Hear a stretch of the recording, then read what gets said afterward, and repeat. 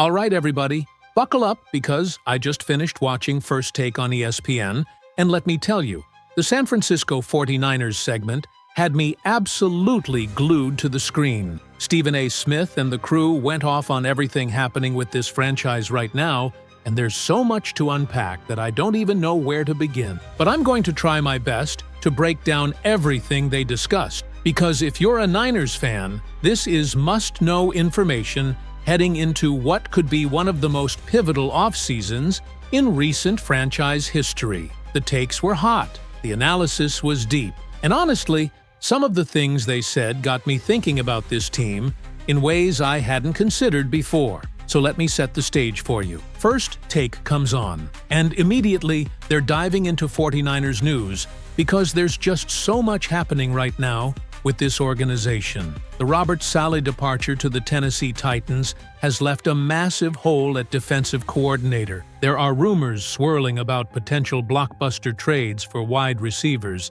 and John Lynch apparently made some comments yesterday that have the entire NFL world buzzing about what San Francisco might do this offseason. The analysts went through all of it piece by piece, and I'm here to relay everything they said because this stuff is genuinely fascinating. Hey, what's up, everyone? Real quick before we get into everything, that like button is literally what determines if this reaches hundreds or thousands of fans. Takes 1 second, but makes a huge impact on the channel's growth. Just smash that like button right now. It's the easiest thing you can do, but honestly, the biggest way to support this content. Every single like pushes this further, so hit it now. Let's start with the defensive coordinator situation, because that's where First Take kicked things off. Stephen A. Smith was the first one to jump in, and he didn't hold back at all.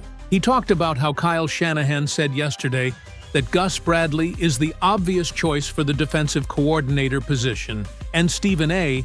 had some very strong opinions about whether that's actually the right move for this franchise. The background they provided was really helpful for understanding the full context. Gus Bradley was actually hired last season as the potential Saleh replacement because the Niners knew they weren't going to have Saleh for long. Teams around the league were circling, and it was only a matter of time before someone offered him a head coaching job. So bringing in Bradley was kind of like an insurance policy. He handled red zone duties for San Francisco in 2025, and apparently, the Niners were pretty good inside the 20-yard line. The players on the roster really like him, and he's got a long track record as a defensive coordinator in this league. But here's where the First Take debate got really interesting. One of the analysts pointed out something that I think a lot of fans overlook. This would be the 5th defensive coordinator in 5 years under Kyle Shanahan. 5 different guys running the defense in 5 seasons. Now,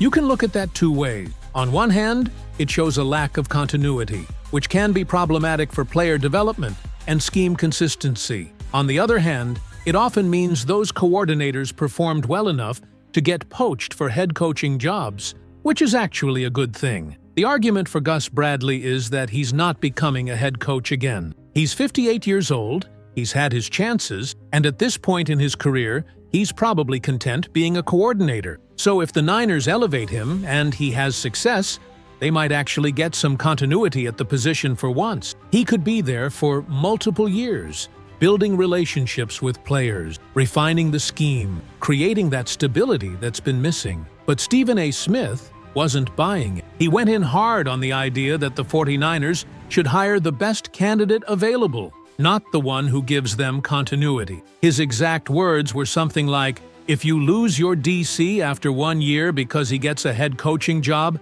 that's a good thing. It means he performed at an elite level."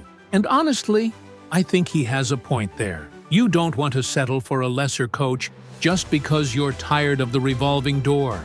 And then the analysts started digging into Gus Bradley's actual track record. And this is where things got uncomfortable for anyone who's excited about him taking over. They pulled up the numbers, and I'm going to share them with you because they're pretty damning. Looking at passer rating against Gus Bradley's defenses, including 2025, the Niners were 26th in the league. That's bottom third of the NFL. Not exactly elite, but it gets worse when you look at his recent history. With Indianapolis in 2024, they were 23rd. In 2023, they were 13th, which is decent, But before that, in 2022, they were 30th in the entire league. With the Las Vegas Raiders, they were 25th. The pattern is clear.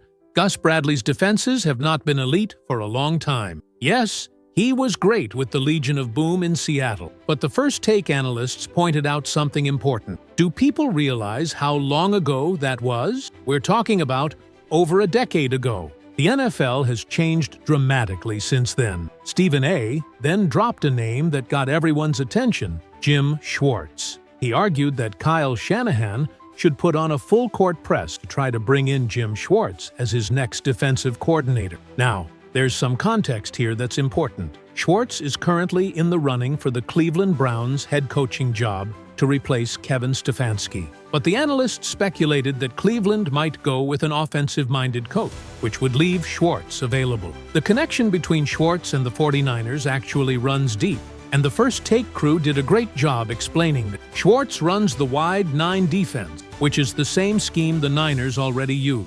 Kyle Shanahan has said publicly that facing Schwartz's wide 9 defense with Tennessee years ago was the reason he wanted to implement that scheme in San Francisco. So there's already philosophical alignment there. Schwartz has been the Browns' defensive coordinator since 2023, and his body of work in Cleveland has been terrific. Year in and year out, they've been one of the top defenses in the sport. He was named one of the top defensive coordinators in football a couple of years ago. Myles Garrett just broke the sack record under Schwartz and won Defensive Player of the Year. The analysts made a great point. Imagine what Schwartz could do with Nick Bosa. If he turned Myles Garrett into a record breaker, what could he do with another elite edge rusher? The other benefit of hiring Schwartz is that the Niners could keep Chris Kokorek as their defensive line coach. The scheme familiarity would be there. Nick Bosa and Fred Warner already know and want to run this system. The players they've drafted in recent years were specifically selected to fit the wide 9. Everything lines up. The consensus on First Take seemed to be that while Gus Bradley is the safe, easy choice, Jim Schwartz would be the home run hire. Bradley is going to run the same scheme. He's just not at the same level as a coach. And for a 49ers team that's trying to get back to the Super Bowl, shouldn't they be swinging for the fences rather than playing it safe? Now, let's move on to the other major topic that First Take covered. And this is where things got really exciting: the potential for blockbuster trades this offseason. The analysts referenced something John Lynch said yesterday that has massive implications for how aggressive the 49ers might be. Apparently, after eating more than $100 million in dead money in 2025, the Niners will have significantly more flexibility to make bolder moves this upcoming offseason. Let that sink in for a moment. $100 million in dead money is an absolutely staggering number. That's the result of various contracts, restructures, and player departures that all came due at once. But the silver lining is that once you absorb that hit, you come out the other side with a much cleaner cap situation. And according to Lynch, the 49ers plan to take full advantage of that newfound flexibility. The First Take analysts spent a lot of time discussing what bolder moves might look like for San Francisco, and the conversation kept coming back to one position group: wide receiver. The Niners need to rebuild that room, and they need to do it this offseason. The analysts talked about how San Francisco's offense has lacked speed and explosiveness, how they couldn't threaten teams downfield against elite defenses like Seattle, Houston, and the Rams. That's a problem that needs to be addressed. One name that came up immediately was Jordan Addison from the Minnesota Vikings. According to reports, the 49ers could be interested in trading for him this offseason. The analysts broke down why this makes sense on paper. Addison is fast, he's explosive, he's a good route runner, and he would fit in Kyle Shanahan's offense pretty seamlessly. His production has been solid, with 70 catches for 911 yards and 10 touchdowns in his rookie year, followed by 63 grabs for 875 yards and 9 touchdowns the next season. But here's where Stephen A. Smith pumped the brakes hard. He brought up the elephant in the room. Jordan Addison has been arrested 3 times since entering the league. 3 times. For a franchise that's already dealing with the Brandon Ayuk situation, where Kyle Shanahan said he's never seen anything like it in 22 years of coaching, Because Ayuk has completely ghosted everybody in the organization, does it make sense to bring in another potentially troubled wide receiver? The analysts debated this back and forth. On one hand, Addison is talented and fills a need. On the other hand, the investment might not be safe. If you trade for Addison, you're going to have to give him a contract extension because the Vikings might not exercise his fifth-year option. That's what makes him potentially available in the first place. So you're not just acquiring a player, you're committing to him long-term. And with his track record off the field, is that a commitment the 49ers want to make? Stephen A. suggested an alternative that I thought was really smart: Alec Pierce. Now, Pierce is a free agent, so the Niners wouldn't have to give up any assets to acquire him. They could just sign him, and the analysts made a compelling case for why Pierce might actually be the better option. First of all, the production is there. Pierce led the NFL in yards per catch this past season. Let me repeat that. He led the entire league. His yards per catch numbers have been insane, with 21.3 this year and 22.3 the year before. He's averaging over 20 yards every time he catches the ball. That's the kind of downfield threat the 49ers desperately need. The analysts also talked about Pierce's other attributes. He's got great size, he runs really well, he's been durable throughout his career, he's a willing blocker, which matters in Kyle Shanahan's run-heavy offense. And most importantly, you don't have to deal with any off-field headaches. He's a professional who shows up and does his job. One stat that really stood out was from this past season: 47 catches for over 1,000 yards with suspect quarterback play in Indianapolis. That's impressive. Imagine what he could do with Brock Purdy throwing him the ball in a well-designed offense. The analysts suggested that Pierce's best football is ahead of him and that he could break out as a true number one receiver with the right opportunity. But then, the first take conversation took a turn that got everyone excited. One of the analysts suggested that if the Niners are going to trade for a wide receiver from the Minnesota Vikings, they shouldn't trade for Jordan Addison. They should trade for Justin Jefferson. Now, I know what you're thinking. Justin Jefferson? One of the best receivers in the entire NFL? Is that even possible? But the analyst laid out a case that was surprisingly compelling. First, he pointed out that Jefferson is still young at 26 years old. He's got many prime years ahead of him. Second, there are reports that Jefferson is getting frustrated with Minnesota because the quarterback play hasn't been good and they haven't been winning consistently. He might be open to a change of scenery. Third, and this is the key point, Jefferson is a top 3 to 5 wide receiver in football. He's easily one of the best 10 players in the entire league, regardless of position. The analyst quoted Tim Kawakami, who apparently wrote about this possibility. Kawakami's argument was that the 49ers' need for a game-breaking receiver is greater than their need for another elite edge rusher. He mentioned Max Crosby potentially being available in Las Vegas, but said if the Niners can only get one superstar, he'd circle Jefferson because of how desperately they need that explosive playmaker on offense.